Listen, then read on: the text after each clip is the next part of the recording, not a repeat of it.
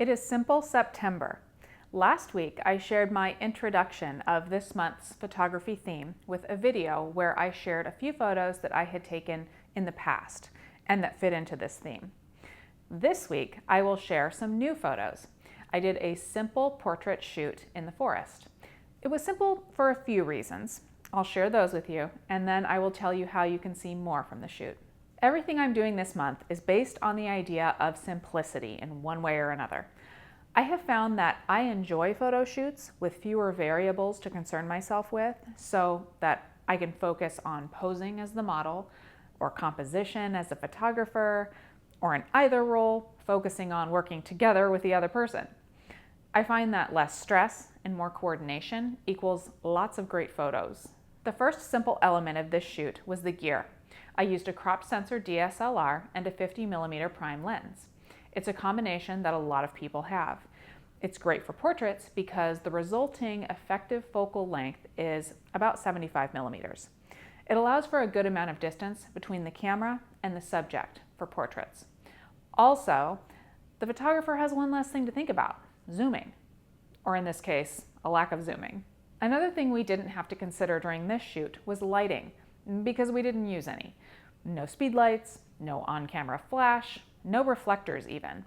Instead, I chose to shoot right around sunset when the light is already gorgeous, and I worked my posing around it. Next, simple styling. Jeans, a brightly colored blanket wrap, and very little in the way of hair and makeup. I didn't even have shoes on half the time. And last, this shoot was simple because it wasn't super planned out. I knew a few poses that would be good with the blanket, and I knew I wanted the forest and the seasonal grasses to be involved, but that's it. In fact, we chose a forest road at random and drove down it until we found a place to turn out that didn't have a whole bunch of campers nearby. And we got out, we walked a ways from the road, and we started shooting. So in this case, the simple approach made for a stress-free environment where we were free to get creative with the non-technical aspects of photography, like the surroundings and the angles of the photos, the posing. We weren't adjusting and readjusting lighting or pausing to fix complicated wardrobe. For me, that freedom always leads to better photos. You can see more at snapchick.com. There is a link in the description below to the post.